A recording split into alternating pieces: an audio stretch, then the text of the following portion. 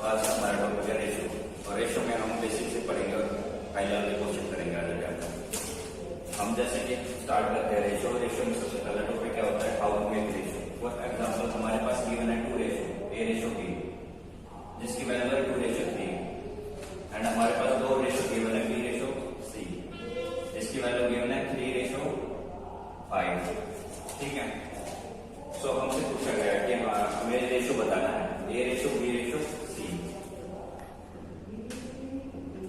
ठीक है। इस क्वेश्चन में हम क्या करेंगे, जो भी हमारी कॉमन वैल्यू होती है, जो दोनों रेशो में रिपीट होने लग रही है, वो क्या लेंगे, हमेशा बीच में लेंगे, जो भी हमारे कॉमन टर्म होंगे। तो हम ए रेशो बी को कैसे लिख सकते हैं, 2:3, और बी रेशो सी को हम कैसे लिख सकते हैं, 3:5। फॉर एग्जाम्पल इसमें हमारा जो बी है दोनों में सेम है, तो हमारा रेशो क्या ही बनेगा, 2:3:5।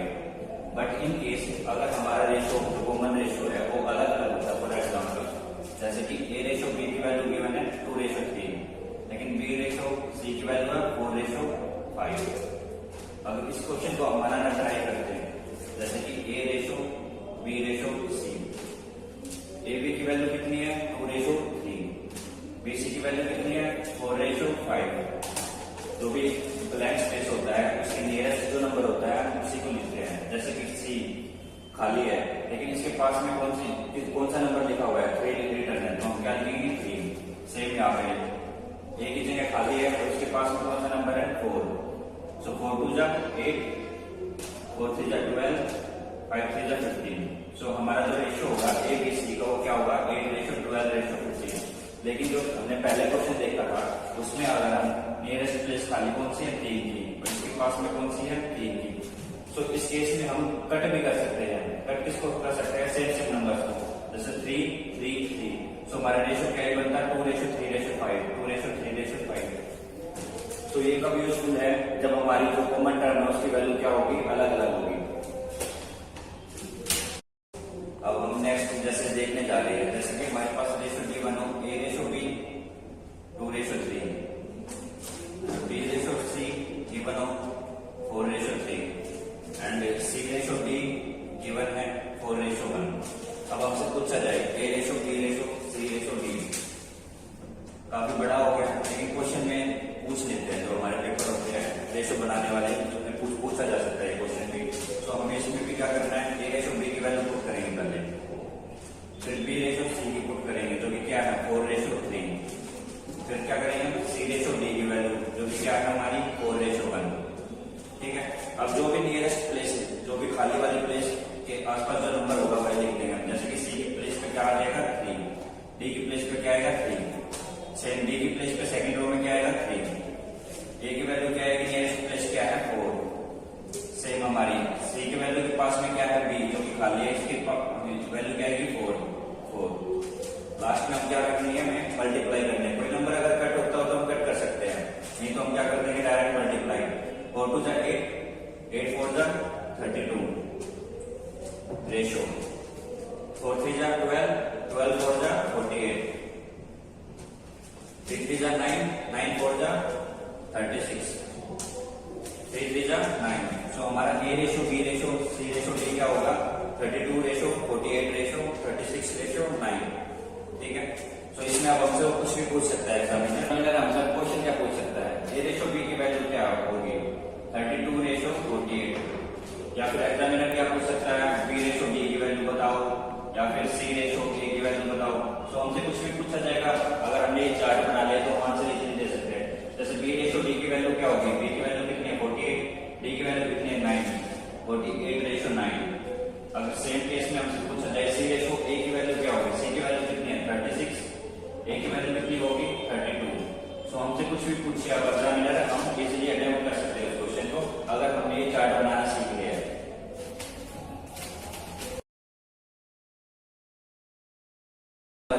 हमारे क्वेश्चन में क्या गिवन है, the income of A and B in ratio 4:3, their saving in ratio 3:2, if expenditure of each is ₹600। So हमसे पूछा गया है find income of A and B.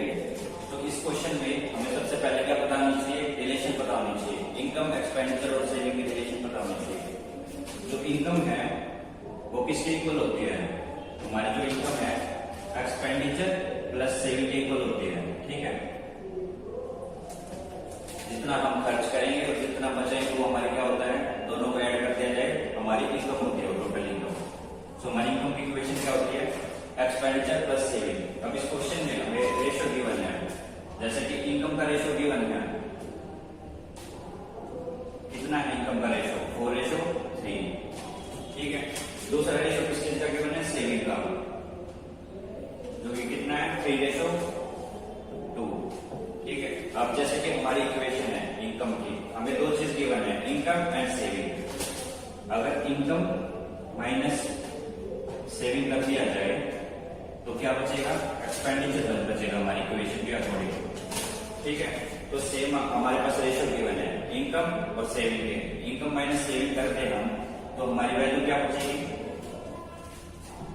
Expenditure की वैल्यू बचेगी, ठीक है, जो कि क्या होगी, 4 - 3 1, 3 - 2 1, ठीक है, 1 1, जो कि हमारे क्वेश्चन में कितनी गिवन है, if expenditure of each is ₹600, so 1 unit की वैल्यू कितनी है हमारे पास, 600 है दोनों केसेस में। इस केस में 1 यूनिट की वैल्यू कितनी है, 600 है। अब हमसे पूछा गया है इनकम बतानी है हमें, income of A and B. A की वैल्यू कितनी है, 4 यूनिट। सो हमारी ए की इनकम कितनी होगी, ए इनकम 4 × में 600, जो कि कितना होगा, 2400। सेम हमसे पूछा गया है बे की इनकम के लिए, बे की इनकम कितनी होगी हमारी, 3 × 600, तो हमारी इनकम कितनी होगी, 1800 रुपए की। तो हमसे क्वेश्चन में यही पूछा गया था, हमें जस्ट एक इक्वेशन पता होनी चाहिए, income equal to expenditure plus saving. हमारे जो भी क्वेश्चन आएंगे इसी इक्वेशन के ऊपर बेस्ड होंगे, आगे पीछे करना हमें इसी इक्वेशन को। सो स्टूडेंट, अब हम करने जा रहे हैं क्वेश्चन नंबर 2। हमारे क्वेश्चन नंबर 2 में क्या गिवन है, ratio between two numbers is 15:7। If each number decrease by 2, the ratio become 7:3। सो हमसे पूछा क्या गया है, फाइंड नंबर्स। हमारे जो ओल्ड रेशियो गिवन है वो क्या है, 15:7। जो नया रेशियो है हमारा वो कितना है, 7:3। अगर हम चेक करें वो क्या बोलने लग रहा है, डिक्रीज हुआ है तो दोनों रेशियो में, ठीक है। फॉर एग्जाम्पल हमारे पहले में 15 से 7 पे जाने लग रहे हैं, हमारी कितनी वैल्यू डिक्रीज हुई है, -8। सेम 7 से हम 3 पे जाने लग रहे हैं, हमारी कितनी वैल्यू डिक्रीज हुई है, 4। लेकिन हमारी दोनों वैल्यू क्या है, अलग अलग डिक्रीज होने लग रही है। इस क्वेश्चन में कितनी वैल्यू डिक्रीज होने लग रही है, ए की वैल्यू डिक्रीज होने लग रही है, जो कि क्या है, 2। तो इस केस में हम क्या करेंगे, सबसे पहले हम इक्वल करेंगे दोनों के डिफरेंस को, ठीक है। इसके लिए हम क्या करेंगे, दोनों का गैप देखेंगे, जो कि कितना है, 15 और 7 का 1, और 7 और 3 का कितना है, 4।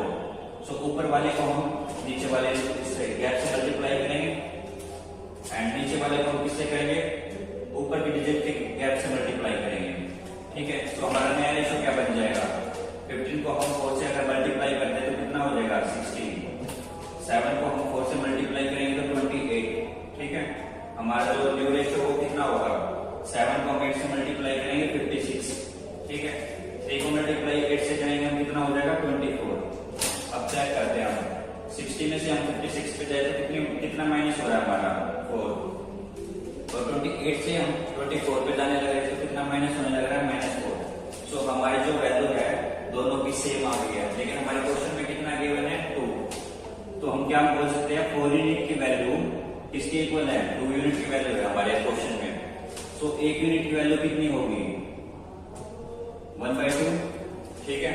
ये 1/2 कैसे आया, 2/4, जो कि क्या बन जाएगा, 1/2। हमारी 1 यूनिट की वैल्यू कितनी आने लगी है, 1/2। अब हमसे पूछे गए थे कि हमारे जो नंबर्स है वो क्या है। सो हमारे ओल्ड नंबर्स, पहला नंबर कितना था, 60 को हम अगर 1/2 से मल्टीप्लाई करें, जो कि हमारी यूनिट की वैल्यू है, तो पहला नंबर कितना होगा, 30। और सेम हमारे सेकंड केस में 28 को हम 1/2 से मल्टीप्लाई करें तो हमारा नंबर कितना होगा, 14। तो जो हमसे नंबर पूछे गए थे वो कितने हैं, 30 और 14।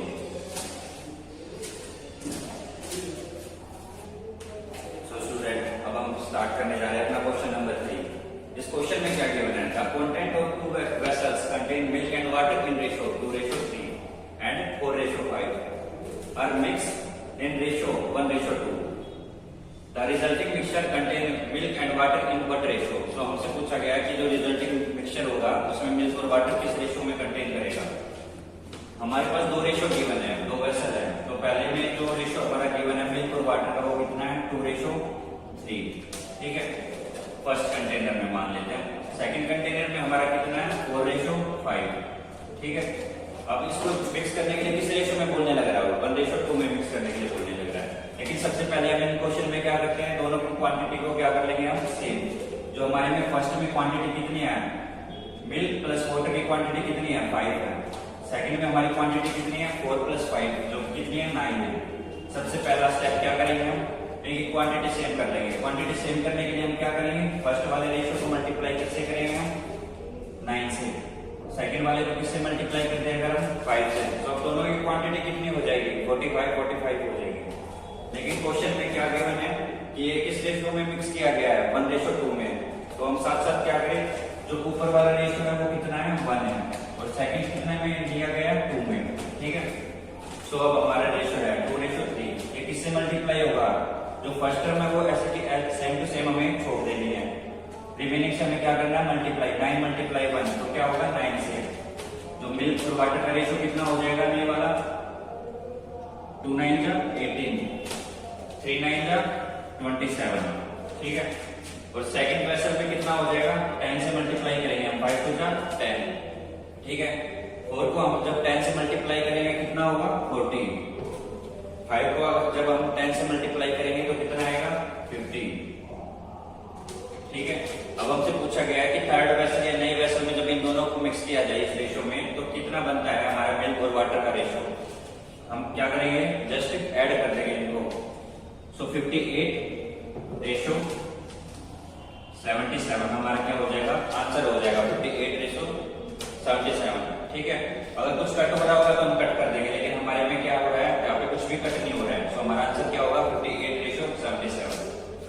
क्वेश्चन नंबर 4, हमारे क्वेश्चन नंबर 4 में क्या दिया है 9900 रुपीज है, ठीक है, जो कि डिस्ट्रीब्यूट कर रहे हैं among A B C such that share of B is 2/7 of A plus C, share of C is 3/8 of A plus C. Find क्या करना है हमें शेयर ऑफ ए, ठीक है।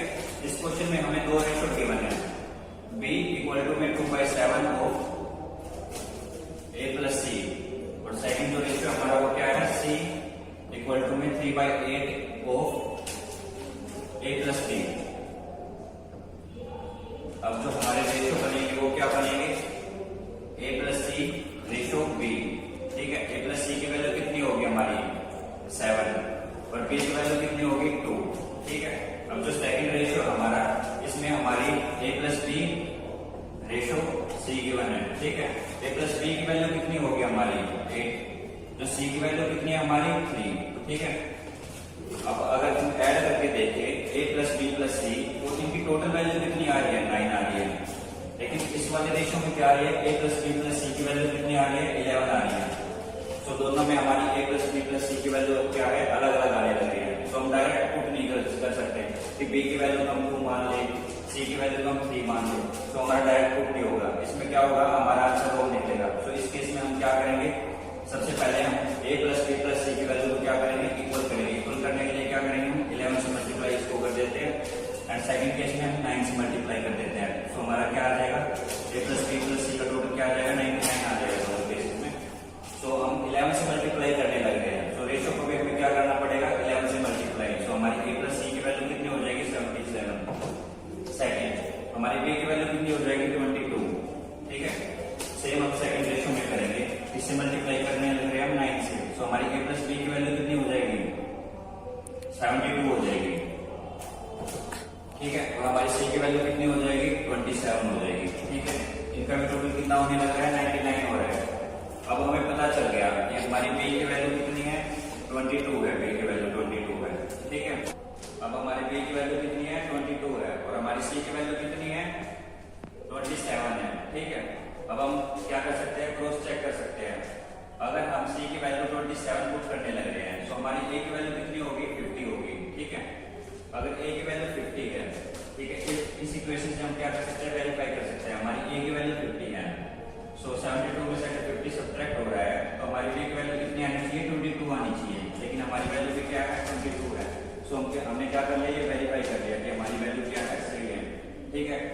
ए प्लस बी प्लस सी की वैल्यू पता चल गई है, क्या अलग अलग भी पता चल गई और कंबाइंड भी पता चल गई है। अब हमारे पास टोटल कितना गिवन था, 9900 गिवन था, ठीक है, जो कि हमें क्या करना है, डिस्ट्रीब्यूट करना है। इसमें तीन पार्टनर्स में ए प्लस बी प्लस सी, ठीक है। इन तीनों का टोटल कितना हो रहा है, 99 यूनिट्स होने लग रहे हैं, ठीक है। और हमारे पास टोटल जो अमाउंट डिस्ट्रीब्यूट करना है वो कितना है, 9900 है। सो एक यूनिट की वैल्यू कितनी आ जाएगी, 100 रुपये आ जाएगी एक यूनिट की वैल्यू। अब हमसे पूछा गया है कि एक का शेयर क्या होगा, एक का शेयर हमारे पास कितना है, 50 यूनिट्स है, ठीक है। सो एक के पास कितने रुपए हो गए, 50 को हम क्या कर देंगे, 100 से मल्टीप्लाई, जो कि कितने देगा, 5000 रुपए है ए के पास, जो डिस्ट्रीब्यूट करने के बाद जाने लग रहे हैं, ठीक है। सेम अगर हमसे पूछा जाता कि बी के पास कितने हैं, तो 22 को हम क्या करते हैं, 100 से मल्टीप्लाई कर देते। सेम अगर सी के लिए पूछा जाता तो 27 को हम 100 से मल्टीप्लाई कर देते। Thank you guys for watching my video, और जितना हो सके लाइक और सब्सक्राइब करो इस चैनल को। आपके लिए कंटेंट ऐसे ही आता रहेगा और बेस्ट कंटेंट आपको प्रोवाइड करने की कोशिश की जाएगी। Thank you guys.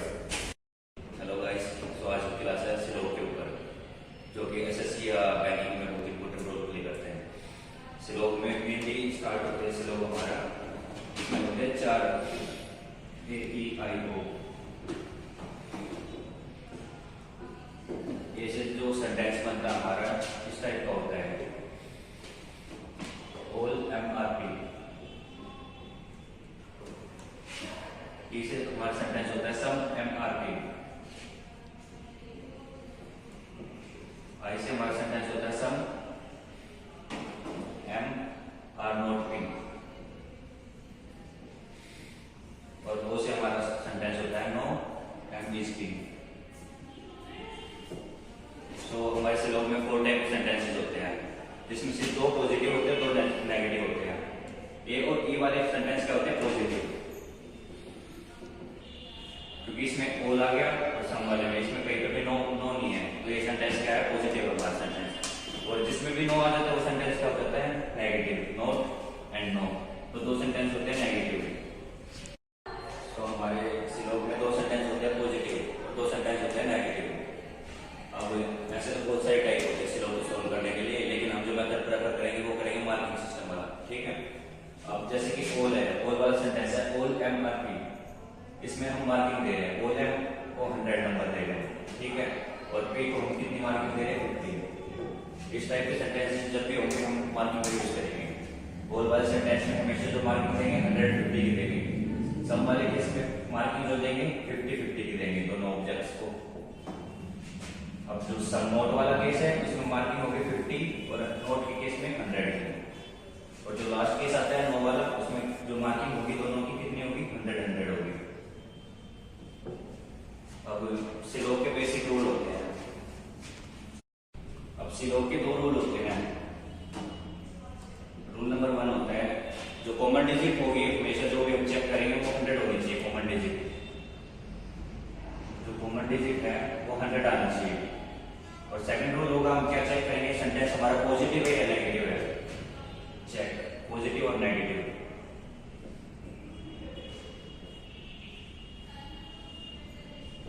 हमारे सिलोग में 2 चीजें चेक करनी होती है हमें हमारा आंसर चेक करने के लिए। जो कंक्लूजन है वो या तो उसमें कॉमन डिजिट है वो 100 आनी चाहिए, और सेकंड होना चाहिए कि जो कंक्लूजन है वो पॉजिटिव है या नेगेटिव है।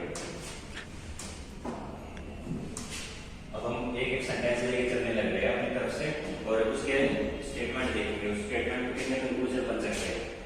अब जैसे हमारी फर्स्ट स्टेटमेंट है ऑल MRP, ये हमारी स्टेटमेंट है, इससे हम क्या क्या कंक्लूजन निकल सकते हैं। पहला कंक्लूजन क्या है, हमारी मार्किंग दे लेते हैं इसको 150 की मार्किंग में, ठीक है। पहली चीज जो हमें याद रखने की है कि 100 में से 50 नंबर तो हमें आ सकते हैं, लेकिन 50 में से 100 नहीं आ सकते, ये चीज हमें ध्यान रखने की है। तो सेम इसमें से जो केस बनेंगे क्या क्या कंक्लूजन हो सकते हैं, पहला हो सकता है सम MRP। दूसरा जो कंक्लूजन निकल सकता है वो क्या हो सकता है, सम PRM। अब इसमें मैंने क्या बताया, 100 में से 50 नंबर आ सकते हैं, लेकिन 50 में 100 नहीं आ सकते। यहाँ पे देखो M हमारे पास कितनी वैल्यू है, 100 है, लेकिन हमने कितनी लिखी है कंक्लूजन में, 50। यहाँ पे क्या है, 50 और 50 और 50। कहीं पे भी हमारा रूल कोई भी ब्रेक नहीं हो रहा है।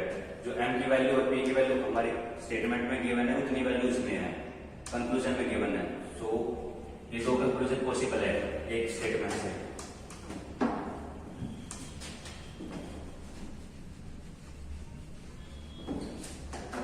अब आता है हमारे पास सेकंड केस, सम एम आर पी। इस वाले कंक्लूजन से खाली एक कंक्लूजन पॉसिबल है जो कि निकलता है, वो क्या निकलता है, सम पी आर एम 50-50। इसके अलावा और कोई कंक्लूजन नहीं निकल सकता हमारा, या फिर सेम ही स्टेटमेंट हो जाएगी हमारा कंक्लूजन अगर हम निकालेंगे तो, नहीं तो यही कंक्लूजन निकलता है इस स्टेटमेंट से। अब इसके बाद आता है थर्ड केस, सम नोट वाला केस आता है third case. Some P are note M, some P are note M. सो इस केस में क्या वैल्यू होती है, 50 वैल्यू पी की है, एंड नोट के केस में 100 वैल्यू होती है। सो इस केस में कोई भी कंक्लूजन नहीं निकलता हमारा, क्योंकि ये सेंटेंस क्या है, नेगेटिव, इसका कोई भी कंक्लूजन नहीं निकलता। फोर्थ केस कौन सा होता है, नो पी इज एम। इसमें मार्किंग वैल्यू कितनी है, 100 है दोनों की। सो इससे कंक्लूजन क्या निकल सकता है, नो एम इज पी। सो ये थे हमारे कंक्लूजन जो हम निकाल सकते हैं अपने स्टेटमेंट से। अब हम आते हैं क्वेश्चन पे अपने।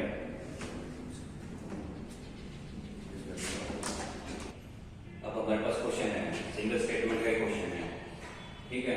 तो क्वेश्चन में हमारे पास 3 स्टेटमेंट गिवन है। पहली स्टेटमेंट गिवन है all P are M, second statement given है some P are M, and third statement given है some P are not M. और इसके ऊपर हमें 3 कंक्लूजन गिवन है, तो हमें बताना है कौन सा कंक्लूजन फॉलो करेगा या कौन सा कंक्लूजन फॉलो नहीं करेगा। तो सबसे पहले हम क्या करेंगे, हमारे जो स्टेटमेंट गिवन है उसका हम मार्किंग डाल देंगे। ऑल वाले केस में 100-50, सम वाले केस में 50-50, एंड सम नोट के केस में 50 एंड 100। सेम हम ऐसा ही क्या करेंगे कंक्लूजन में, अपने कंक्लूजन में हम क्या डाल देंगे, मार्किंग डाल देंगे 100-50, 50-50, एंड यहाँ पे सम नोट के केस में 50 एंड 100। अब हमें चेक करना है कि अपना हमारे कंक्लूजन फॉलो होंगे या नहीं होंगे। पहला जो कंक्लूजन है वो गिवन है ऑल एम आर पी। सो हम ऐसे स्टेटमेंट देखेंगे जिसमें एम भी है और पी भी है, एक साथ गिवन होगा, तो उस स्टेटमेंट को हम देखेंगे।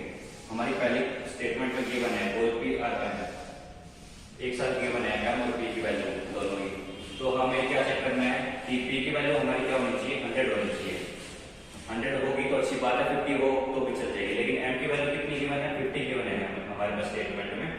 लेकिन जो हमारे कंक्लूजन है उसमें वैल्यू कितनी हो रही है, 100, जो कि क्या मैंने स्टार्टिंग में बताया था आपको कि 100 में से 50 आने पॉसिबल है, लेकिन 50 में से 100 आने पॉसिबल नहीं है।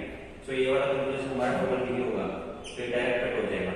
अब सेकंड केस जो हमारा बनता है कंक्लूजन में सम एम आर पी, तो हम चेक करेंगे एम की वैल्यू 50 है यहाँ पे और पी की वैल्यू 50 है। हमारे स्टेटमेंट में वैल्यू भी 50-50 होनी चाहिए या 100 होनी चाहिए। तो हमारी वैल्यू पी की वैल्यू 50 है, यहाँ पे भी 50 है, एम की वैल्यू 50 है, यहाँ पे भी 50 है। तो ये हमारा केस क्या होने लग रहा है, फॉलो होने लग रहा है। हम क्या सेकंड चीज क्या चेक कर रहे हैं, ये केस यहाँ पे पॉजिटिव है, यहाँ पे भी केस क्या आना चाहिए, पॉजिटिव आना चाहिए कंक्लूजन में। तो वो भी कंडीशन हमारी क्या हो रही है, फॉलो हो रही है। तो ये केस हमारा क्या हो रहा है, फॉलो हो रहा है। अब थर्ड केस जो है सम एम आर नॉट पी, हमें एम और पी की वैल्यू एक साथ देखनी है। सो जो थर्ड स्टेटमेंट है हमारी सम पी आर नॉट एम, सो इसमें नॉट एम, ठीक है, नेगेटिव केस है, पहली चीज हमें पता चलती है। सो थर्ड केस हमारा क्या है, नेगेटिव में आना चाहिए, तो नेगेटिव आने लग रहा है हमारा। लेकिन अब हम क्या करेंगे, वैल्यू चेक करेंगे। सो हमारी वैल्यू पी की वैल्यू यहाँ पे 50 है और यहाँ पे पी की वैल्यू 100 बन रही है, जो कि पॉसिबल नहीं है 50 में से 100 मार्क्स लाना। तो ये केस भी क्या होगा, हमारा फॉलो नहीं होगा। ये थे हमारे सिंगल स्टेटमेंट का केस। अब हम एक क्वेश्चन करेंगे, सो हमारे पास केस है डबल स्टेटमेंट का, ठीक है। अब डबल स्टेटमेंट का क्वेश्चन करने से पहले हमें चेक करने होते हैं कि हमारे जैसे कि 2 स्टेटमेंट गिवन होती है जिनके थ्रू हमारा कंक्लूजन बनता है। अगर दोनों स्टेटमेंट पॉजिटिव होगी तो हमारा आंसर में क्या होगा, पॉजिटिव स्टेटमेंट ही आएगी, ठीक है। सेकंड केस होता है अगर पॉजिटिव स्टेटमेंट और नेगेटिव स्टेटमेंट है, जो कंक्लूजन फॉलो होगा वो क्या होगा, नेगेटिव आएगा हमेशा। और थर्ड क्या होती है, अगर स्टेटमेंट दोनों ही नेगेटिव है तो उस केस में क्या होता है, नो कंक्लूजन फॉलो होता है। कोई भी कंक्लूजन फॉलो नहीं होगा। अब हमारे पास क्वेश्चन है, स्टेटमेंट गिवन है हमारे पास 3, ठीक है। पहली स्टेटमेंट गिवन है all P are M, second statement given है all M are N, and third statement given है नो एम इज एन। अब हम क्या करेंगे, सबसे पहले अपनी मार्किंग डाल देंगे। ऑल वाले केस में क्या डालेंगे 150 और थर्ड केस हमारा नो का, नो में जो मार्किंग डालेंगे हम 100 एंड 100 की डालेंगे, ठीक है। अब हम अपने पहला कंक्लूजन देखेंगे जो कि क्या है ऑल पी आर एन, ठीक है। तो हम चेक करेंगे कि पी और एन कौन सी वाली स्टेटमेंट में है हमारे। तो पी और एन एक स्टेटमेंट में नहीं है हमारे में, फर्स्ट और सेकंड स्टेटमेंट से बन रहा है हमारा कंक्लूजन। हम चेक कर पा रहे हैं कि पी की वैल्यू फर्स्ट में है और एन की वैल्यू सेकंड में है। तो हमने क्या देखना है, जो कॉमन टर्म है, दोनों की कॉमन टर्म क्या है एम कॉमन टर्म है। तो मैंने एक रूल बताया था आपको, कॉमन टर्म हमेशा क्या होनी चाहिए 100 होनी चाहिए एक उसमें स्टेटमेंट में। सो हमारी 100 तो है सेकंड स्टेटमेंट में। तो सेकंड रूल क्या चेक करना हमें कि हमारा सेंटेंस पॉजिटिव मिला के क्या बनेगा, पॉजिटिव बनेगा, और हमारा कंक्लूजन क्या है पॉजिटिव है। सो ये वाला रूल भी फॉलो हो रहा है। अब हम चेक करेंगे वैल्यू कि all P R N, P की वैल्यू 100, एन की वैल्यू 50। हमारी स्टेटमेंट में क्या गिवन है, पी की वैल्यू 100 और एन की वैल्यू क्या 50। तो ये केस क्या करेगा, फॉलो करेगा। अब हमारा सेकंड कंक्लूजन है, सेकंड कंक्लूजन में क्या गिवन है, नो एम इज एम। ये सिंगल स्टेटमेंट से बन रहा है हमारा, नो एम इज एन। इसका अगर हम निकालें ये कंक्लूजन तो क्या बन सकता है, नो एन इज एम। सो ये वाला कंक्लूजन में क्या करेगा, फॉलो करेगा। और जो हमारा थर्ड कंक्लूजन है वो गिवन है some N are not, some N are P, जो कि हम चेक करेंगे किस स्टेटमेंट में है, एन और पी। एन हमारे थर्ड स्टेटमेंट में भी है, सेकंड स्टेटमेंट में भी है, लेकिन जो पी है हमारा फर्स्ट स्टेटमेंट में है। सो हम फर्स्ट और सेकंड स्टेटमेंट को लेंगे अपने और चेक करेंगे कि जो कॉमन टर्म है वो 100 आ रही है या 100 तो आने लग रही है हम कॉमन टर्म।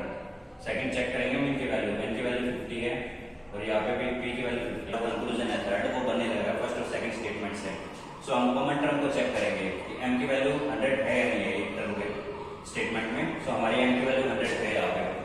तो ये वाला रूल तो हमारा क्या हो रहा है, अप्लाई होने लग रहा है। सेकंड रूल हम क्या चेक करेंगे कि जो कंक्लूजन बन रहा है हमारा फर्स्ट और सेकंड स्टेटमेंट से, पॉजिटिव और पॉजिटिव है दोनों, तो जो हमारा कंक्लूजन है वो भी पॉजिटिव होना चाहिए। हमारा कंक्लूजन भी क्या बनने लग रहा है, पॉजिटिव होने लग रहा है। थर्ड चीज हम क्या चेक करेंगे, अपनी वैल्यू चेक करेंगे।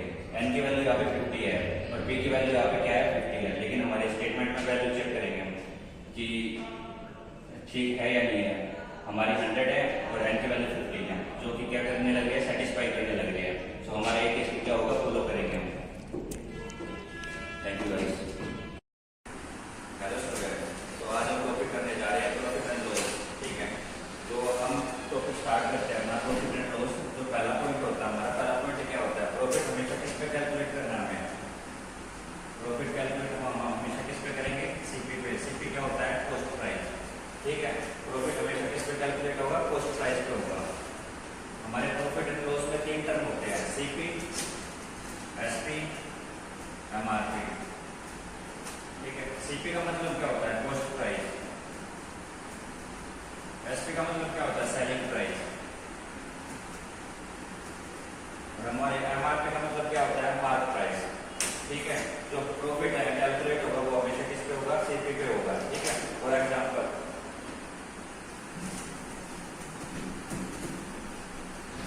अब जैसे कि हमारे पास क्वेश्चन गिवन है कि प्रॉफिट हुआ है हमें 25% on SP, find real profit.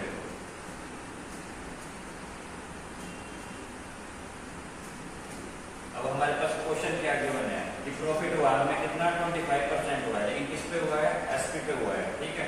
हमें क्या फाइंड करना है, रियल प्रॉफिट परसेंट। जैसे कि हमारे पास प्रॉफिट कितना हुआ है, 25%। 25% को हम फ्रैक्शन में चेंज करेंगे, 25/100 1/4, ठीक है। अब जो किस पे हुआ है, एसपी पे हुआ है, ठीक है। जो नीचे वाली टर्म है वो क्या होती है हमारी, ओरिजिनल वैल्यू।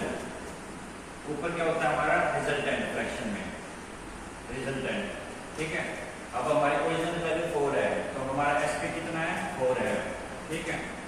हमारा सीपी कितना होगा, ये 1 क्या है हमारी रिजल्टेंट वैल्यू। हमें क्या हुआ है, प्रॉफिट हुआ है। प्रॉफिट कब होगा, जब हमारा सीपी क्या होगा, एसपी से छोटा होगा, ठीक है। 3 था हमारा सीपी और हमारा एसपी कितना था 4 था, ठीक है। अब हमें कितने का प्रॉफिट होने लग रहा है, 1 का प्रॉफिट होने लग रहा है, ठीक है। लेकिन हमने कैलकुलेट किस पे कर दिया है, एसपी पे कर दिया है। लेकिन क्वेश्चन में क्या पूछा है, रियल प्रॉफिट परसेंट। मैंने क्या बताया आपको, जो प्रॉफिट है कैलकुलेट हमेशा किस पे होगा, सीपी पे होगा, ठीक है। 1/3 × 100% निकालने के लिए तो ये कितना होगा 100/3। इसको कैसे लिख सकते हैं, 33 1/3%। हमारा रियल प्रॉफिट परसेंट कितना हुआ है 33 1/2%।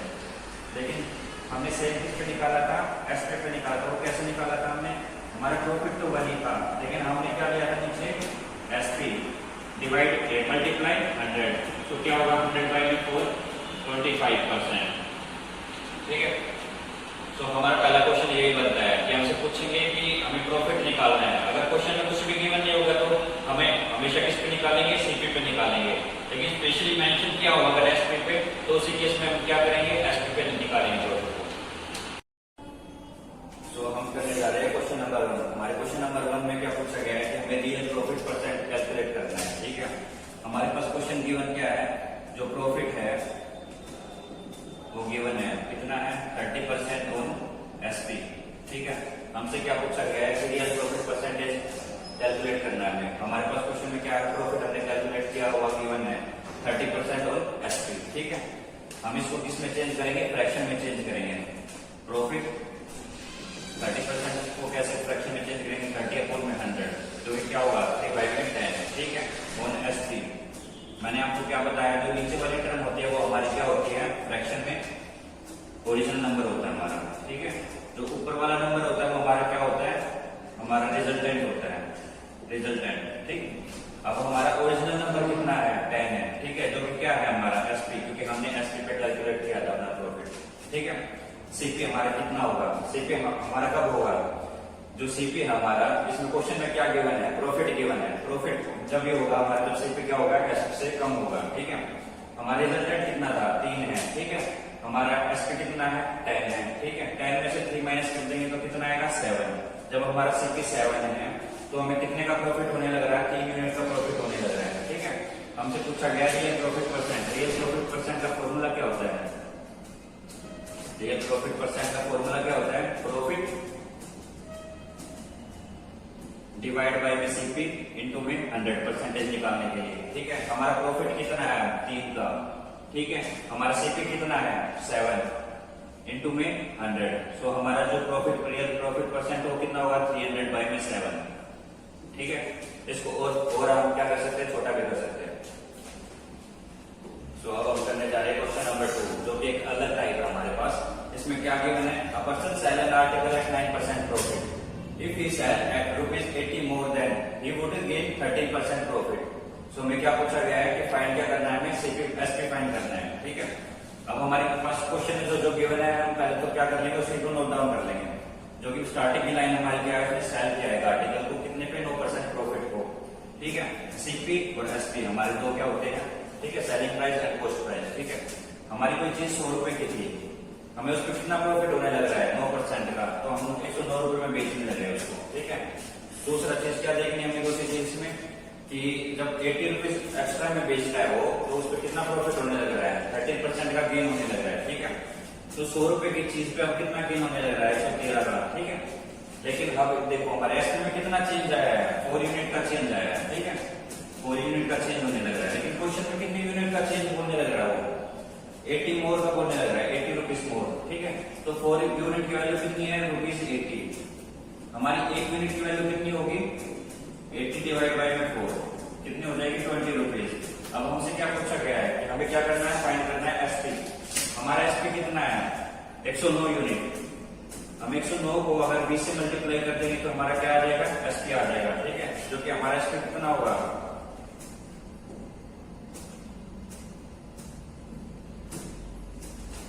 2180 रुपए हमारा क्या हो जाएगा, एसपी हो जाएगा, ठीक है। अब अगर हमसे क्वेश्चन में सीपी पूछा जाता है तो सीपी के लिए हम क्या करते हैं, 100 को मल्टीप्लाई कर देते हैं किससे 20 से, जो कि कितना होता है 2000, ठीक है। अब हमसे क्वेश्चन में वो कुछ भी पूछ सकता है एग्जामिनर, हमसे सीपी पूछेगा तो सीपी बता देंगे, हम एसपी पूछा जाएगा तो एसपी बता देंगे, डिफरेंस पूछा जाएगा तो डिफरेंस भी बता सकते हैं। अब क्वेश्चन में कुछ भी पूछ रहे हैं हमसे एग्जामिनर, हम हर एक उसके क्वेश्चन का आंसर कर सकते हैं। क्वेश्चन नंबर 3, हमारे क्वेश्चन नंबर 3 में क्या गिवन है, A person sell an article at 7% loss. If we sell ₹8 more, then he would gain 9% profit. हमसे क्या पूछा गया, हमें क्या करना है, फाइंड सीपी करना है। जो हमने इससे पहले किया था वही उसी टाइप का क्या है, हमारे पास एक और क्वेश्चन है, ठीक है। हमारे पास दो चीजें सीपी एसपी, ठीक है। हमारी स्टार्टिंग लाइन में क्या गिवन है, लॉस हुआ है उसे। अगर हम 100 की चीज को 7% लॉस पे बेचने लग रहे हैं, इसका मतलब हम 93 पे बेचने लग रहे हैं, ठीक है। अब लास्ट लाइन का आना है, इसमें क्या बोलने लग रहा है, he would gain 9% प्रॉफिट। अगर 100 की चीज को अब हम 9% प्रॉफिट करना है, कितने की बेचेंगे, 109 रुपए की बेचेंगे, ठीक है। अब हमारे एसपी में कितना डिफरेंस आने लग रहा है, 9 और 7 यूनिट कितना होता है, 16 यूनिट, ठीक है। 16 यूनिट का गैप आने लग रहा है, लेकिन क्वेश्चन में वो जो हमारे सेलिंग प्राइस में डिफरेंस बता रहा है वो कितने रुपीज का बताने लग रहा है, 8 रुपीज का बताने लग रहा है। तो 16 यूनिट की वैल्यू कितनी है, ₹8। 1 यूनिट की वैल्यू कितनी होगी, 8 डिवाइड बाई में 16, 1/2, ठीक है। हमने 1 यूनिट की वैल्यू निकाल लिया। अब हमसे क्वेश्चन में क्या पूछा गया, हमें सीपी बताना है। हमारे सीपी की वैल्यू कितनी है, 100, ठीक है। तो 100 यूनिट की वैल्यू कितनी होगी, 100 को मल्टीप्लाई कर देंगे 1/2 से, जो कि 1 यूनिट की वैल्यू है, कितनी हो जाएगी हमारी सीपी की वैल्यू 50। अगर हमसे सेम क्वेश्चन में एसपी के लिए पूछा जाता तो हम क्या करते हैं, 93 यूनिट की वैल्यू निकाल देते हैं, ठीक है। अगर हमसे नया एसपी पूछा जाता तो 109 यूनिट को किससे मल्टीप्लाई कर देते हैं हम, इनटू में 1/2, ठीक है। तो अब हमसे इस क्वेश्चन में कुछ भी पूछा जाए हम निकाल सकते हैं। अब हम करने जा रहे हैं क्वेश्चन नंबर 4। ये जो हमने इससे पहले टाइप किया था उसी का क्या है, एडवांस वर्जन है। इस क्वेश्चन में क्या गिवन है, a person sell an article at 20% profit, ठीक है। फॉर एग्जांपल हमने मान लिया सीपी एंड एसपी, ठीक है। कोई 100 रुपए की चीज है, 20% प्रॉफिट पे बेचने लग रहे हैं, कितने पे बेचने लग रहे हैं, 120 की, ठीक है। इसके बाद क्या बोलने लगा है क्वेश्चन में, if he purchase it 10% less, अगर इसको 10% लेस में खरीदता तो होगा 10% क्या होगा, 1/10, जो कि कितना होगा, 10, ठीक है। इसमें लेस में खरीदने लग रहा है, इसका मतलब अब सीपी कितना होगा, 90, ठीक है। हमारा नया सीपी कितना होगा, 90। आगे क्या बोलने लग रहा है, and sell it ₹27 less, then he would gain 30% profit. Find क्या करना है, सीपी फाइंड करना है, ठीक है। अब 90 रुपए की चीज को हम कितने पे बेचने लग रहे हैं, 30% गेन पे बेचने लग रहे हैं। हमारे पास 90 है, ठीक है। 90 कितने परसेंट की वैल्यू, हमारे पास 100% की वैल्यू है, ठीक है। हमें गेन कितना करना है, 30%। अगर हम 130% की वैल्यू निकाल दे डायरेक्ट तो हमारा क्या निकल जाएगा, एसपी, ठीक है, जो कि क्या होगा, 117। तो हमारा एसपी कितना आ गया, 117,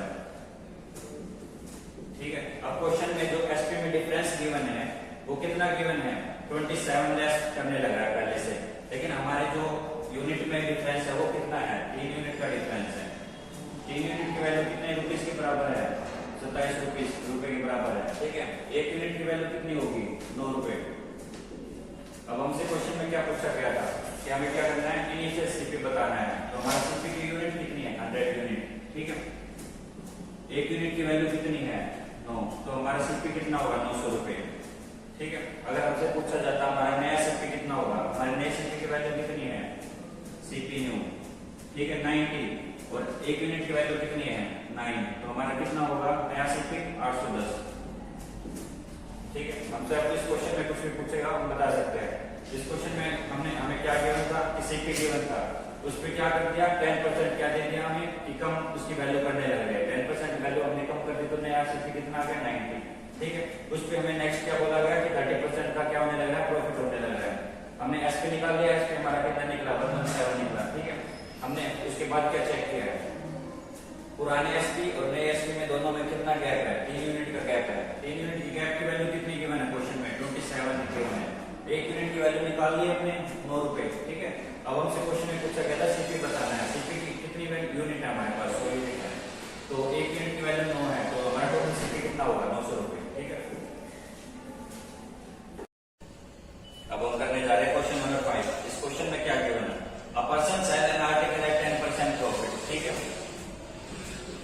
10% प्रॉफिट पे गिवन है, तो हमारा सीपी कितना है, 100 की चीज हमने कितने पे बेची है, 110 रुपए में, ठीक है। इसके बाद क्या गिवन है, if he purchase it 20% less, तो 20% लेस कितना होगा, 100 का 20% कितना होगा, 20, ठीक है, जो कि लेस है। तो नया सीपी कितना होगा, 80, इनिशियल कितना था, 100 था, न्यू कितना है हमारे पास, 80। ठीक है, अब आगे क्या बोलने लग रहा है, and sold it ₹80 more than he would gain 40% profit. Find क्या करना है, इनिशियल सीपी। ठीक है, अब जब 80 रुपए का हमने वो खरीदा है, उसको उस बेचने पे कितना प्रॉफिट होने लग रहा है, 40% का क्या होने लग रहा है, प्रॉफिट। तो हम क्या निकालेंगे, एसपी निकाल लेंगे। हमारा 80 कितने की वैल्यू है, 100% की वैल्यू। अगर हम डायरेक्ट 140 की वैल्यू निकाल दें तो हमारी क्या निकल जाएगा, एसपी निकल जाएगा। ठीक है,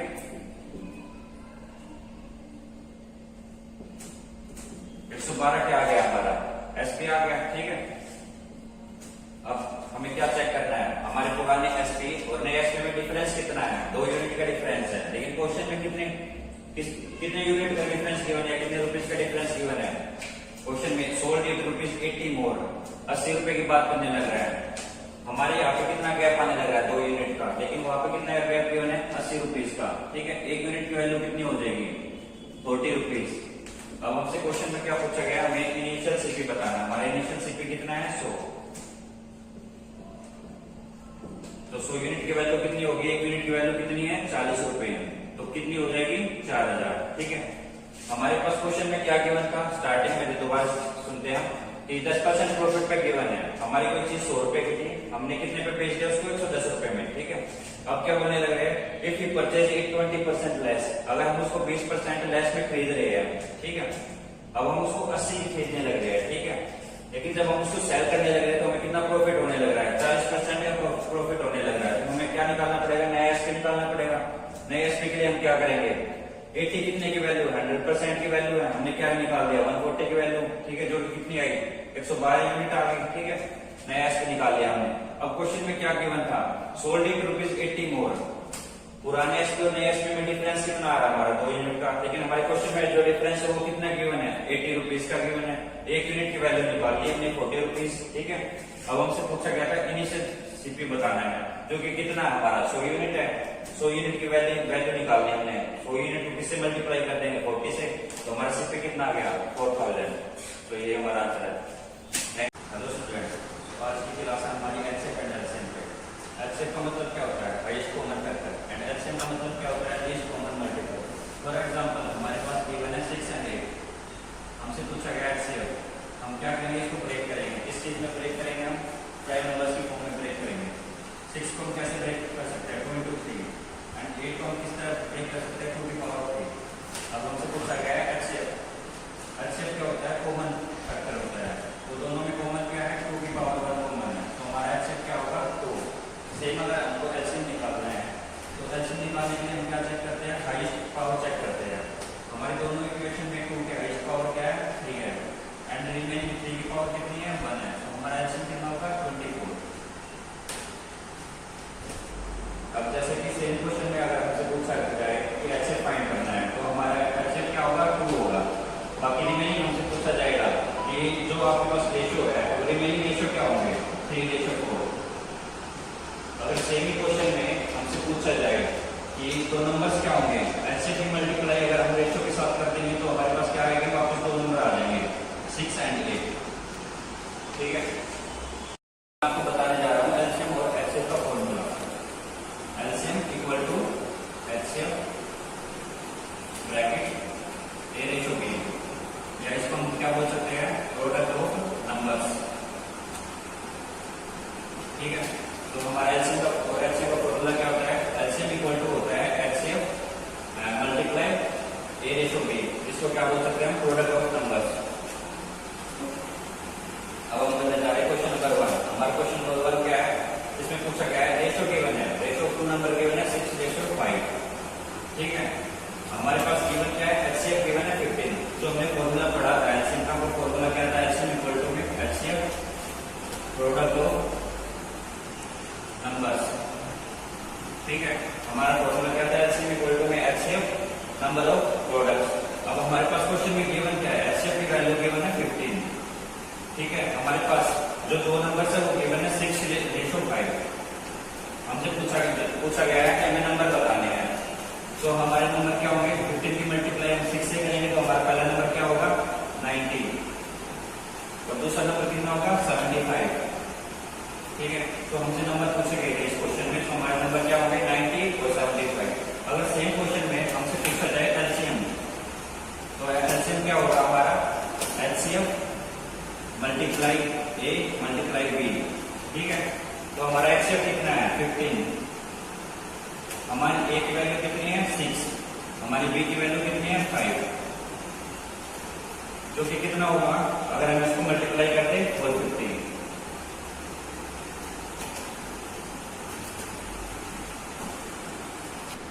तो हमारा क्वेश्चन नंबर 2 है, इसमें क्या गिवन है हमारे पास, रेशो ऑफ 2 नंबर गिवन है जो कि क्या है 8:5, ठीक है। हमारा एलसीएम गिवन है, एलसीएम कितना गिवन है 480, ठीक है। हमसे पूछा गया है एचसीएफ, जो कि फॉर्मूला हमें पता है, HCF product of 2 number equal to में क्या होता है एलसीएम, ठीक है। हमें जैसे इस फॉर्मूले में अपनी वैल्यू पुट करनी है, एचसीएफ कितना है हमारे पास फाइंड करना है हमें, ठीक है।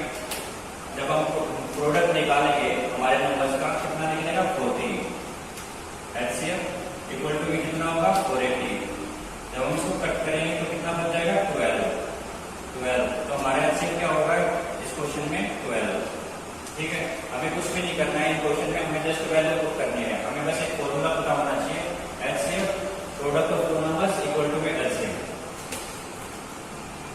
तो अब हम करने जा रहे हैं क्वेश्चन नंबर 3। हमारे क्वेश्चन नंबर 3 में गिवन है HCF of 2 numbers is 5 and LCM given है 150, हमें फाइंड करना है how many possible pair. So हमारे पास फॉर्मूला है HCF product of 2 number equal to में एलसीएम, ठीक है। हम जस्ट वैल्यू पुट कर रहे हैं, हमारे पास एचसीएफ कितना गिवन है 5, हमारे पास 2 नंबर कितने गिवन है A and B, and LCM कितना गिवन है 150। हम इस इक्वेशन को सोल्व करने जा रहे हैं, 5 से 150 का 30, तो हमारा प्रोडक्ट ऑफ 2 नंबर कितना है 30। हमसे पूछा गया पॉसिबल पेयर कितने होंगे, तो हम अगर ए को 1 लाख करते हैं और बी को 30 लाख करते हैं तो हमारी हम मल्टीप्लाई करें इसको कितना आ जाएगा 30, तो एक पेयर हमारा ये हो गया। इसके बाद हमें क्या करना है कैलकुलेट करने हैं ऐसे पेयर, जो कि क्या करें मतलब दोनों नंबर मल्टीप्लाई करके कितना देंगे 30 लेंगे, 2 मल्टीप्लाई 15,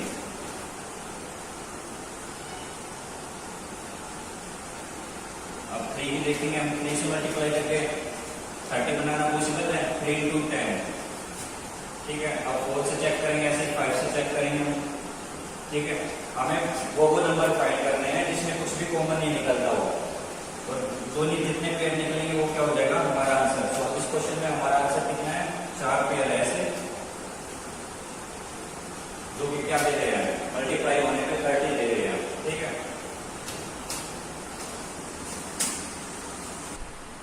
तो हम करने जा रहे हैं क्वेश्चन नंबर 4। हमारे पास क्वेश्चन नंबर 4 में गिवन है HCF of 2 numbers is 12 and their LCM is 480, हमें दे रखा है फर्स्ट नंबर 96 है, तो हमसे पूछा गया है फाइंड सेकंड नंबर। जब भी इस टाइप का कोई भी क्वेश्चन आएगा इसमें नंबर्स फाइंड करने के लिए बोला जाएगा, तो हमारे पास क्या फॉर्मूला बनता है HCF multiply LCM equal to क्या होता है प्रोडक्ट ऑफ 2 नंबर्स, ठीक है। हमें जस्ट वैल्यू पुट करनी है इस फॉर्मूले में। हमारे पास एचसीएफ कितना गिवन है 12, हमारा एलसीएम कितना गिवन है 480, हमारा फर्स्ट नंबर कितना है 96, हमें फाइंड करना है सेकंड नंबर। हम इस इक्वेशन को सोल्व करेंगे 12 8 96, ठीक है। 8 से 700 से काटेंगे कितने पे 60 पे, तो हमारा आंसर क्या निकलेगा जो सेकंड नंबर है 60। जब भी हमसे बोला जाएगा नंबर फाइंड करने के लिए तो हम क्या करेंगे हमेशा इसी फॉर्मूले का यूज करेंगे, एचसीएफ इनटू में एलसीएम इक्वल टू में प्रोडक्ट ऑफ 2 नंबर्स। अब हम करने जा रहे हैं कुछ इंपॉर्टेंट पॉइंट्स, जैसे कि क्वेश्चन में हमारे पास अगर पूछा जाता है वेरी क्वेश्चन स्मॉलेस्ट लीस्ट और मिनिमम नंबर फाइंड करने के लिए बोला जाएगा, तो हम हमेशा क्या निकालेंगे एलसीएम निकालेंगे। अब जैसे कि हमारे पास क्वेश्चन में पूछा जाएगा very question asked highest number largest number और मैक्सिमम नंबर, तो हम क्या फाइंड करेंगे हमेशा एलसीएम निकालेंगे। ऐसे हमसे अगर क्वेश्चन में दिया गया हो एलसीएम ऑफ फ्रैक्शन निकालने के लिए, ठीक है, तो हम क्या करेंगे ऊपर वाली डिजिट का क्या निकालेंगे हम LCM of numerator and LCM of denominator, ठीक है। सेम अगर हमसे एलसीएम पूछा गया हो फ्रैक्शन का तो क्या होगा LCM of numerator divide by में एलसीएम ऑफ डिनोमिनेटर। हमारे पास ये 4 फॉर्मूले हैं जो हमको ऐसे याद करने पड़ेंगे। अब जैसे कि हमारे पास गिवन है 5/2, 3/4 एंड 15/2, हमसे पूछा गया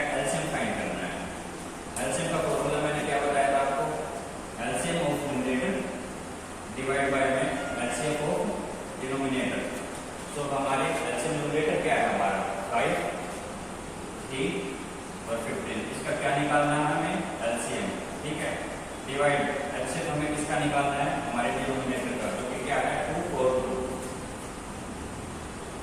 ठीक है, हमारा एलसीएम 5 3 15 का एलसीएम कितना होगा 15 होगा। ठीक है, तो सेम हमारा एलसीएम कितना होगा 2 4 2 का 2 होगा। ठीक है, हमारा एलसीएम क्या है 15/2। सेम अगर इसी क्वेश्चन में हमसे पूछा जाए तो एलसीएम फाइंड करना है, तो एलसीएम के लिए क्या फॉर्मूला होगा, LCM of numerator divide by LCM of denominator. हमारे न्यूमरेटर क्या है 5 3 15, हमारा डिनोमिनेटर क्या है 2 4 2। ठीक है, एलसीएम निकालने के लिए हमें क्या निकालना है, एलसीएम ऑफ न्यूमरेटर। तो हमारा न्यूमरेटर क्या है 5 3 15, इसका एलसीएम क्या होगा 1। ठीक है, हमारा एलसीएम डिनोमिनेटर क्या है 2 4 2, इसका एलसीएम कितना होगा 4। तो हमारा आंसर क्या होगा 1/4। क्वेश्चन गिवन है, आप shopkeeper having 3 type of milk container ABC। ठीक है, ए में क्वांटिटी गिवन है 345, बी में क्वांटिटी गिवन है 120 एंड सी में क्वांटिटी गिवन है 255। हमसे पूछा गया है largest size of jar which can measure और, जैसे कि हमने डिस्कस किया था लार्जेस्ट या मैक्सिमम जब भी पूछा जाएगा तो क्या निकालना है, एचसीएफ निकालना है। ठीक है, तो हमें एचसीएफ निकालना है किसका 345 का, 120 का एंड 255 का। ठीक है, एचसीएफ निकालने के लिए क्या करेंगे, हम इन नंबर्स को ब्रेक करेंगे, जैसे कि हमने ब्रेक किया 345 में 5 को, 5 6 30, 5 9 45, 30 के टेबल में 69 आ जाए। ठीक है, सेम हमने 120 को ब्रेक किया,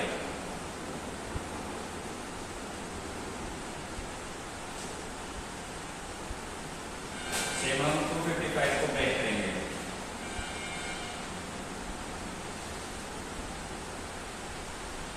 हमने तीनों नंबर्स को क्या किया, सबसे पहले ब्रेक कर दिया। ठीक है, तो ब्रेक करके हम क्या चेक करेंगे, तीनों नंबर्स में क्या को बनाना है हमारा। हम जैसे कि फैक्टर लिखेंगे, हमारे 345 के कितने फैक्टर बन रहे हैं 5 × 13 × 3। ठीक है, सेम हम चेक करेंगे 120 के लिए, 120 के हमारे फैक्टर्स क्या बन रहे हैं 5 × 2 × 2 × 2 × 3। ठीक है, सेम हम 255 के लिए चेक करेंगे अपने फैक्टर्स 5 × 17 × 3। ठीक है, हमने फैक्टर्स लिख लिया है, लेकिन हमारा निकालना क्या है, हमें एचसीएफ निकालना है। एचसीएफ में क्या चेक करते हैं हम, जो हमारे कॉमन होंगे तीनों नंबर्स में वही क्या होगा हमारा एचसीएफ। जैसे कि पहले 345 के फैक्टर्स में 5 और 3 कॉमन है, 5 3 120 में भी है, 5 3 255 में है, तो हमारा आंसर क्या होगा 5 × 3। एचसीएफ कितना होगा 50 होगा हमारे क्वेश्चन में।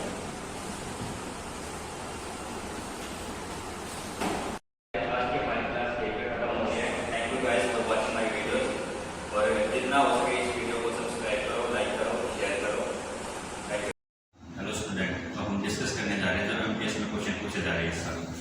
सो पहला क्वेश्चन है, हमें सीआई फाइंड करने को बोला गया है। प्रिंसिपल गिवन है 4000 और रेट गिवन है 10%, टाइम गिवन है 3 ईयर।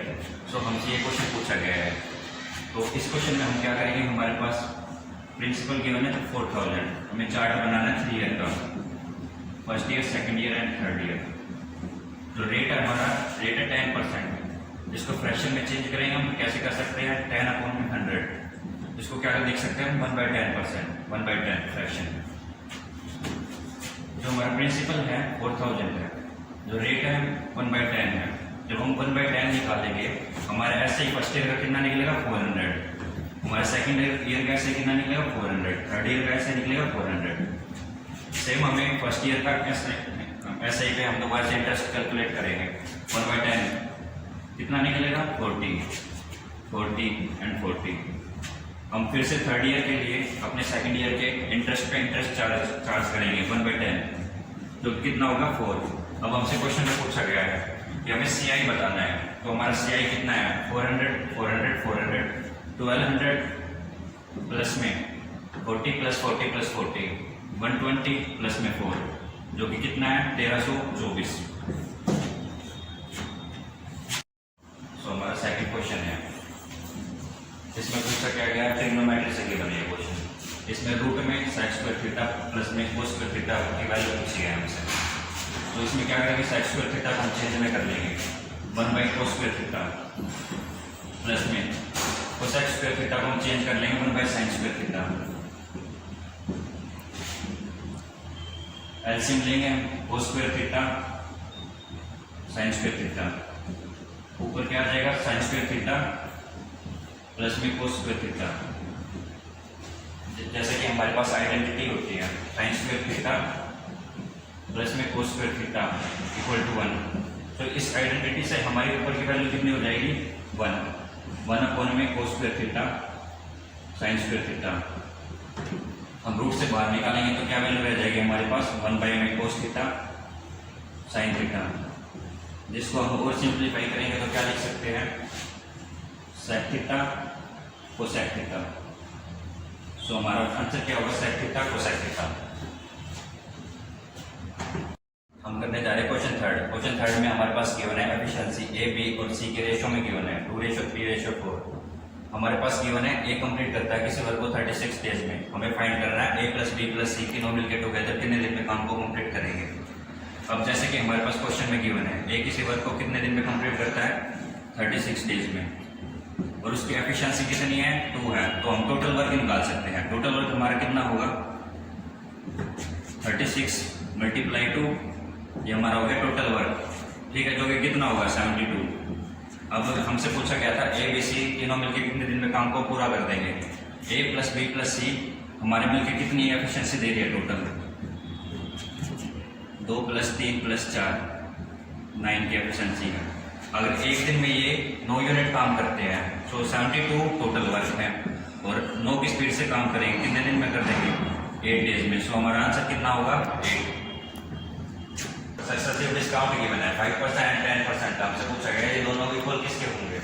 तो सक्सेसिव डिस्काउंट का फॉर्मूला क्या है x + y + xy / 100। हमारा सक्सेसिव डिस्काउंट फर्स्ट ईयर पे कितना दिखा रहा है 5%, सेकंड पे कितना है 10%। x y की वैल्यू कितनी होगी 5 × 10 डिवाइड बाय 100, जिसको कैलकुलेट करेंगे हम 5 + 10 1/2 5 + 10 + 0.5 15.5। सो एग्रीगेट कितना डिस्काउंट हो रहा है हमारा 15.5। इसमें दोबारा से बताने जा रहा हूं मैं कि हमारा सक्सेसिव डिस्काउंट का फॉर्मूला क्या होता है x + y + xy / 100। x की वैल्यू हमें 5% पुट करनी है, y की वैल्यू हमें 10% पुट करनी है। हमने x y में 5 × 10 डिवाइड बाय 100 किया, जिससे कि क्या 5 + 10 + में हाफ कितना बनता है 15.5%। तो एग्रीगेट हमारा डिस्काउंट कितना हो रहा है 15.5%। गिवन क्या है profit after selling a watch for ₹614 is same as loss after selling at ₹572। हमें फाइंड करना है सीपी। इसमें हमें इक्वेशन बनानी पड़ेगी। हमारी इक्वेशन क्या है, जब किसी चीज को हम 614 रुपये में बेचने लग रहे हैं तो उस पर हमें जितना प्रॉफिट हो रहा है जितने परसेंट हमने सपोज कर लिया x होने लग रहा है, वो इक्वल किसके हैं जब हम उसको 572 की बेचने लग रहे हैं उतने परसेंट लॉस होने लग रहा है हमें। तो हमने इक्वेशन बना ली अपनी, दोनों किस चीज की इक्वेशन होगी सीपी की, ठीक है। अब हम इस इक्वेशन को सोल्व करेंगे। इक्वेशन को जब सोल्व करेंगे हम x वेरिएबल एक साइड लेने लग रहे हैं 614 - 572 इक्वल टू में x + x 2x equal to में 42। x की वैल्यू कितनी आ रही है 21। ये हमने वैल्यू निकाली x की। जब x की वैल्यू निकल जाएगी तो 641 में से अगर हम 21 माइनस कर दें जो कि कितना होगा 593 हमारा क्या होगा सीपी। क्वेश्चन नंबर 6 में गिवन क्या है how much should be added to 4:7 so that it become 2:3। Find the number. हमें नंबर फाइंड करना है। हमारे पास क्या गिवन है 4:7 है। इसमें क्या नंबर ऐड किया जाता है कि रेशो बन जाता है 2:3। हमने सपोज कर लिया दोनों में अगर x ऐड किया जाता है तो हमारी इक्वेशन क्या बनेगी 4 में अगर x ऐड करने लग रहे हैं हम तो हमारा कितना बन रहा है नया रेशो 2। 7 में अगर x ऐड करने लग रहे हैं हमारा नया रेशो कितना बन रहा है 3। तो हम क्रॉस मल्टीप्लाई करेंगे इक्वेशन हमारी क्या हो जाएगी 12 + 3x = 14 + 2x। x वेरिएबल को एक साइड लेके जाएंगे कितना हो जाएगा 3x - 2x 14 - 12। हमारी x की वैल्यू कितनी आ गई, x की वैल्यू आ गई 2। सो हमें नंबर फाइंड करना था, वो हमारा नंबर क्या होगा 2। Hello guys. सो आज की वीडियो का टॉपिक है अलजेब्रा और उसमें हम पढ़ने जा रहे हैं इंपॉर्टेंट फार्मूलाज एंड ट्रिक्स जो कि किस में काम आते हैं, स्पीड एनहेंस में और एक्यूरेसी के लिए से काम में आते हैं। ठीक है, अब अलजेब्रा चैप्टर में स्टार्ट करते हैं हम अपने फर्स्ट फार्मूला से। फर्स्ट फार्मूला है हमारा a plus B whole square, जिसका क्या फॉर्मूला होता है A square plus B square plus 2ab। अब हमारा है second formula a minus B whole square, जो कि क्या होता है A square plus B square minus 2ab। अब है हमारा थर्ड फॉर्मूला।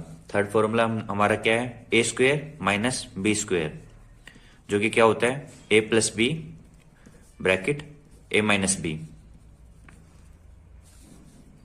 फोर्थ फॉर्मूला है हमारा A plus B plus C whole square, A square plus B square plus C square plus 2ab plus bc plus ca। अब है हमारा fifth formula a plus B whole cube, A cube plus B cube plus 3ab bracket a plus B. हमारा sixth formula a minus B whole cube, जो कि क्या होता है ए cube plus B cube minus 3ab bracket a minus B. अब है हमारा seventh formula, जो कि किस चीज का है ए क्यूब माइनस बी क्यूब, जो कि क्या होता है A minus B A square plus B square plus A B. अब हमारा एट्थ फॉर्मूला, जो कि क्या है ए क्यूब प्लस बी क्यूब, जो कि क्या होगा A plus B bracket A square plus B square minus A B. अब है हमारा नाइन्थ फॉर्मूला, जो कि क्या होता है ए cube plus B cube plus सी क्यूब माइनस 3abc, जो कि क्या होता है ए plus B plus c bracket A square plus B square plus C square minus A b minus b c minus c a. दोबारा से बताने जा रहा हूं मैं ये formula a cube plus B cube plus C cube minus 3abc, जो कि क्या होता है ए plus B plus c bracket A square plus B square plus C square minus A b minus b c minus c a. और इस चीज का एक और फॉर्मूला हो सकता है, जो कि क्या होता है 1/2 a plus B plus c a minus b का whole square plus b minus c का whole square plus c minus a का होल स्क्वायर ब्रैकेट क्लोज। इस चीज में दो केसेस होते हैं। फर्स्ट केस क्या होता है if A plus B plus C equal to में 0 आ जाए, अगर 1% हमारा ये आने लग रहा हो, ए प्लस बी प्लस सी की वैल्यू 0 आने लग रही हो, तो हमारा क्या फॉर्मूला होता है then A cube plus B cube plus C cube equal to 3abc। ये हमेशा फॉलो होगा अगर A plus B plus C की वैल्यू 0 आने लग रही है तो। अब हमारा टेंथ फॉर्मूला, जो कि क्या है अगर क्वेश्चन में गिवन होगा x plus 1/x equal to 1 and हमसे पूछा जाएगा find x square plus 1/x square, तो इस केस में हम क्या ट्रिक लगाते हैं ए स्क्वेयर माइनस 2।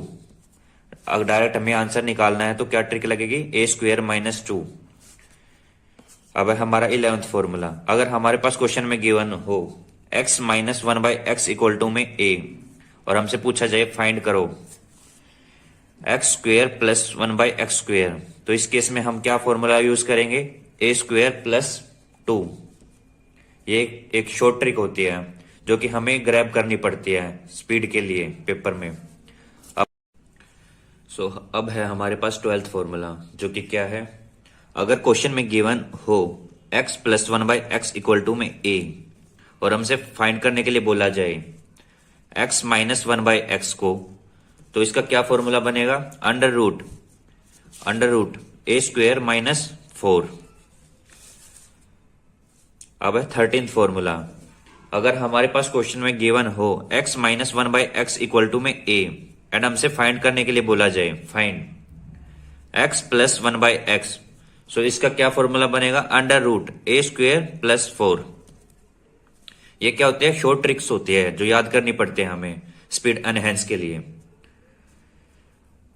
इसका क्या नोट बना सकते हैं? हम नोट बना सकते हैं इन फॉर्मूले के लिए, दो फॉर्मूले के लिए, कि जब भी हम नेगेटिव से पॉजिटिव की साइड जाएंगे नंबर क्या होगा? Number will increase.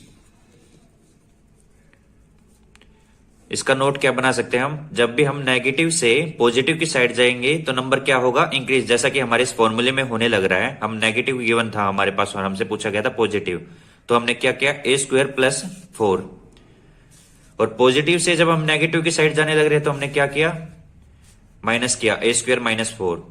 सो ये हमने क्या बना लिया? एक नोट बना लिया है। अब हमारे पास है 14th फॉर्मूला, जो कि क्या है? अगर क्वेश्चन में गिवन हो x plus 1/x equal to में a और हमसे फाइंड करने के लिए बोला जाए find x cube plus 1/x cube, तो इसका क्या फॉर्मूला बनेगा? a cube minus 3a, a cube minus 3a। अब 15th फॉर्मूला है हमारे पास कि अगर गिवन हो x minus 1/x equal to में a एंड हमसे फाइंड करने के लिए बोला जाए x cube plus 1/x cube, इस केस में क्या होगा?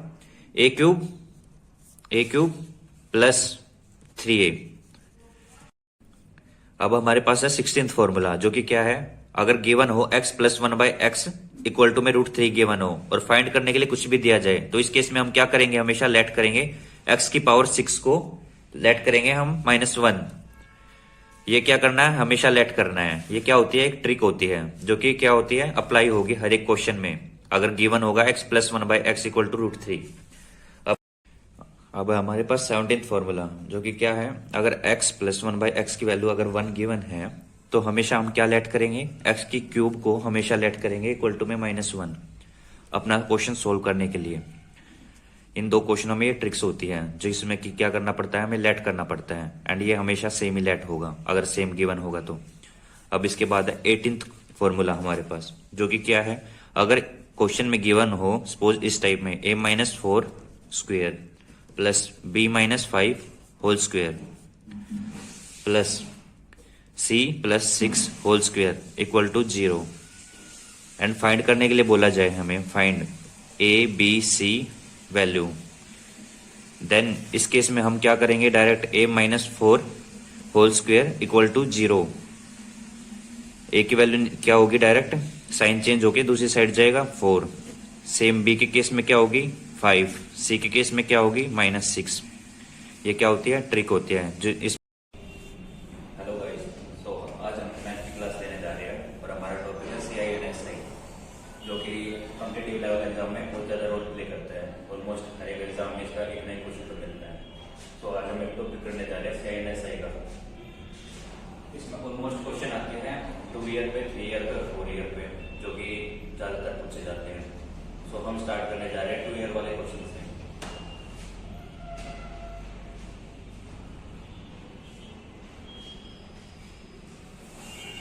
सपोज करो कि हमें प्रिंसिपल वैल्यू गिवन है 1000 rupees, rate of interest given है 10%।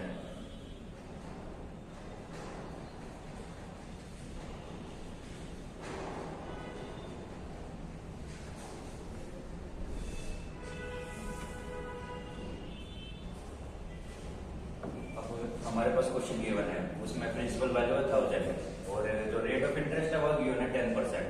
अब हमसे पूछ रहे हैं कि टाइम गिवन है 2 ईयर का। सो हमसे पूछा जा रहा है कि SI और CI बताना है हमको इसमें।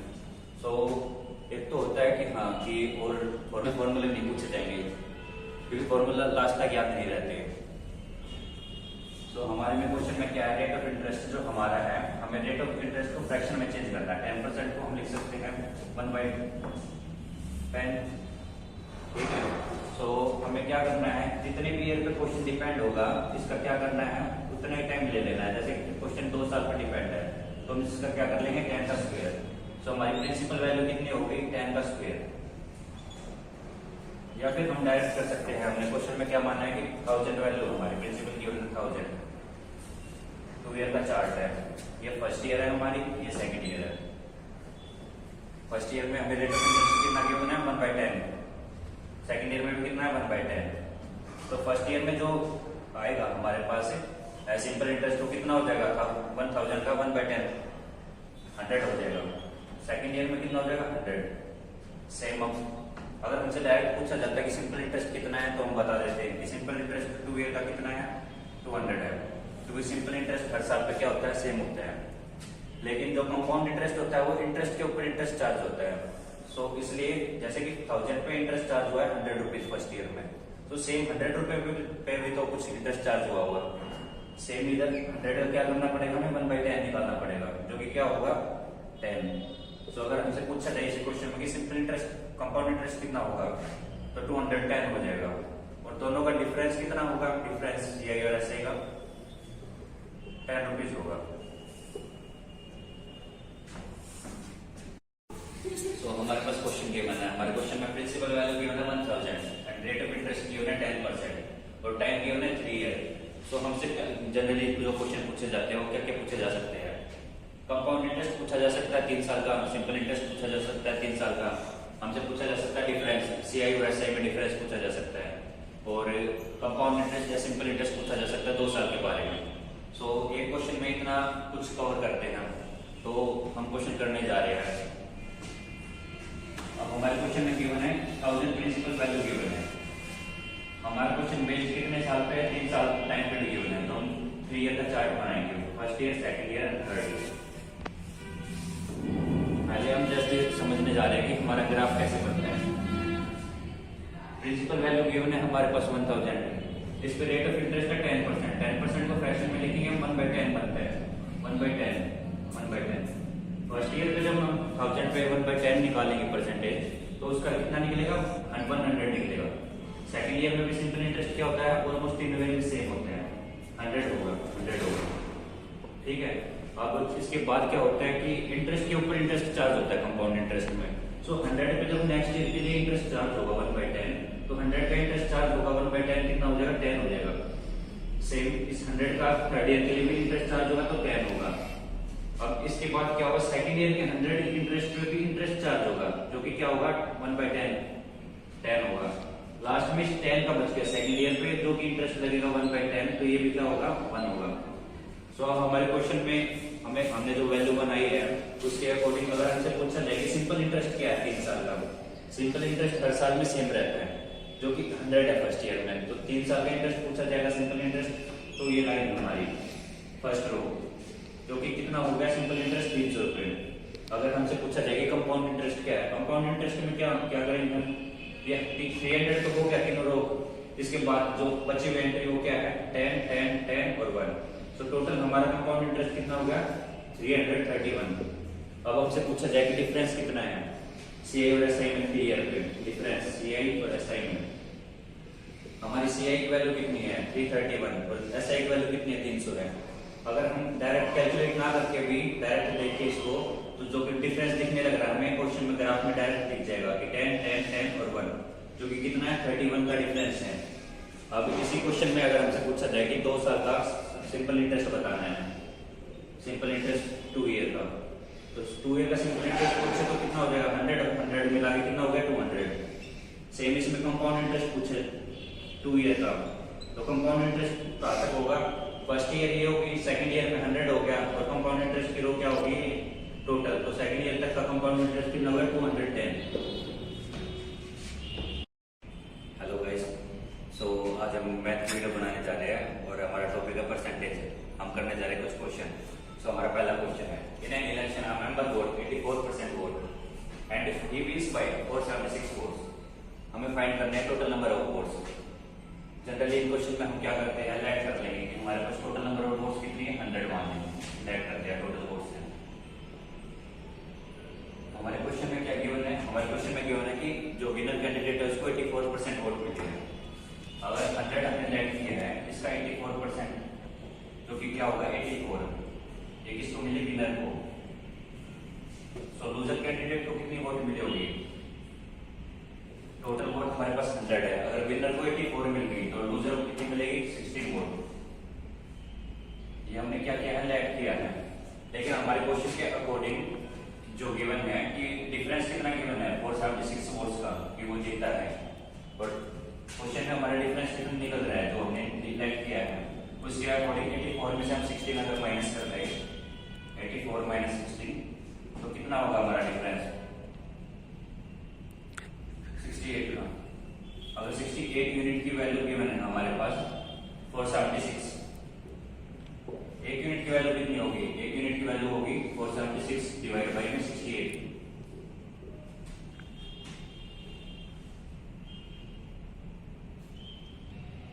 चल सो एक यूनिट की वैल्यू कितनी होगी 476 डिवाइड बाई 68, एक यूनिट की वैल्यू क्या हो जाएगी हमारी 7।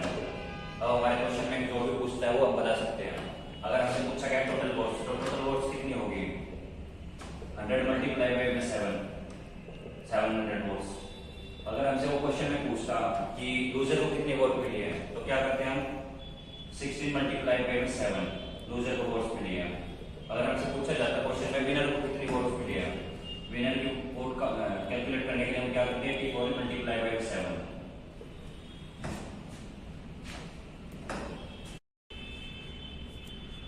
सो ये हमारा सेकंड क्वेश्चन गिवन है, in an election 20% votes declare invalid, total number of voters are 7500, if winners get 55% of valid votes, find loser votes। so हमने लेट करना है, लेट करते हैं टोटल वोट्स,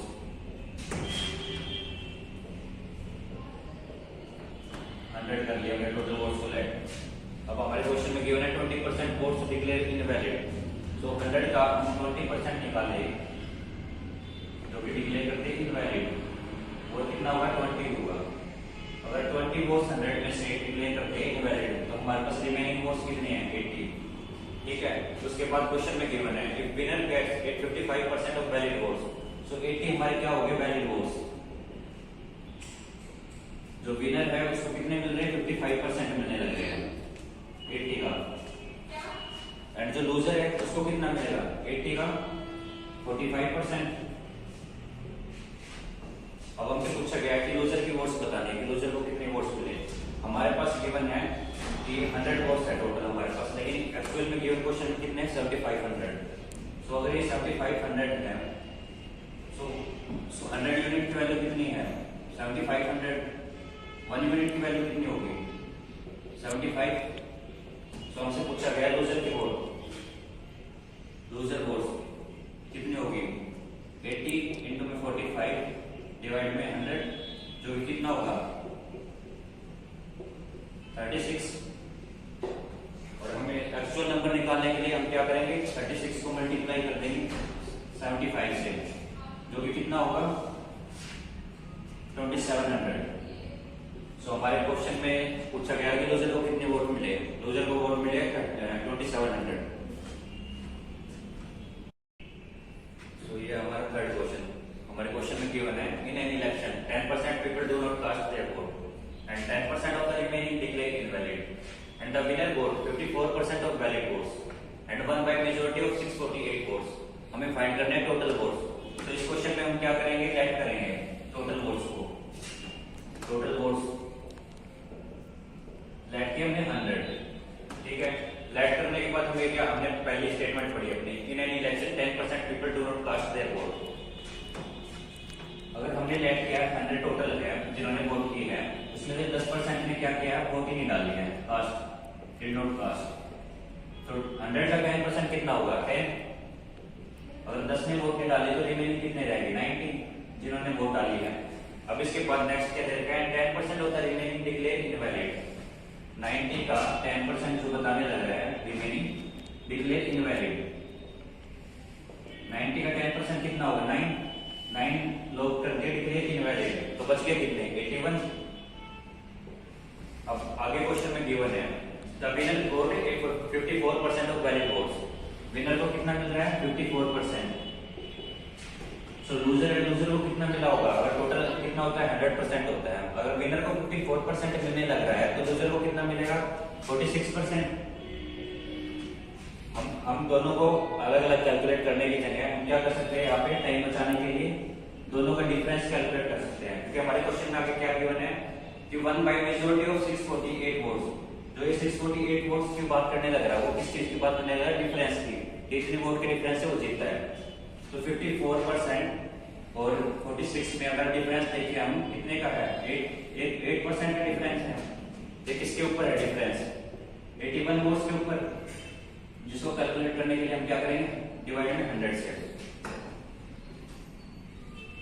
ये कितने गिवन है? एक्चुअली कितना गिवन है? 648 वोट्स।